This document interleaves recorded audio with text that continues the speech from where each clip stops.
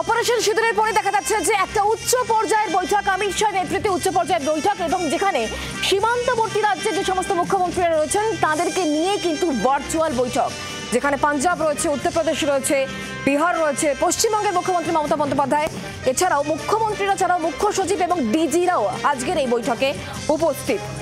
Operation সিঁদুরের পর মুখ্যমন্ত্রীদের সঙ্গে অমিত শাহের গুরুত্বপূর্ণ এবং উচ্চ পর্যায়ের বৈঠক, সীমান্তবর্তী রাজ্যের মুখ্যমন্ত্রীদের সঙ্গে ভার্চুয়াল বৈঠক, বৈঠকে মুখ্যমন্ত্রীরা ছাড়াও মুখ্য সচিব এবং ডিজি।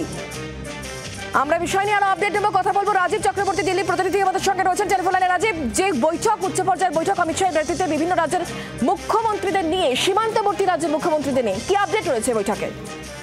দেখো, বৈঠক শেষ হয়েছে এবং দীর্ঘক্ষণ ধরে কেন্দ্রীয় স্বরাষ্ট্রমন্ত্রী তিনি বিভিন্ন রাজ্যের মুখ্যমন্ত্রীদের সঙ্গে বৈঠক করেছেন এবং এই বৈঠকে মূলত তিনি আলোচনা করেছেন কিভাবে যে দেশের অভ্যন্তরীণ সুরক্ষা সুনিশ্চিত করা যায় এবং যে সীমান্তবর্তী রাজ্যগুলি তাদের কি কি করণীয় রয়েছে। এই রাজ্যগুলির মুখ্যমন্ত্রী, মুখ্য সচিব এবং রাজ্য পুলিশের ডিজি তারা উপস্থিত ছিলেন। এই রাজ্যগুলি ছিল জম্মু অ্যান্ড কাশ্মীর, পাঞ্জাব, রাজস্থান, গুজরাট, উত্তরাখণ্ড, উত্তরপ্রদেশ, বিহার, সিকিম, লাদাখ এবং পশ্চিমবঙ্গ। এই রাজ্যগুলির মুখ্যমন্ত্রীদের সঙ্গে কেন্দ্রীয় স্বরাষ্ট্রমন্ত্রী অমিত শাহ মূলত গতকাল রাতে যে এয়ার স্ট্রাইক হয়েছে এবং তাতে যে জঙ্গিদের ঠিকানা ধ্বংস করা হয়েছে, তাদের যে আস্থানা, সেগুলি নিয়ে মূলত আলোচনা হয়েছে।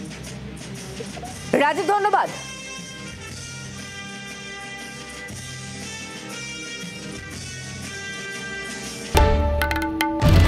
বাংলার আওয়াজ, বাঙালির আবেগ, জি 24 ঘন্টা।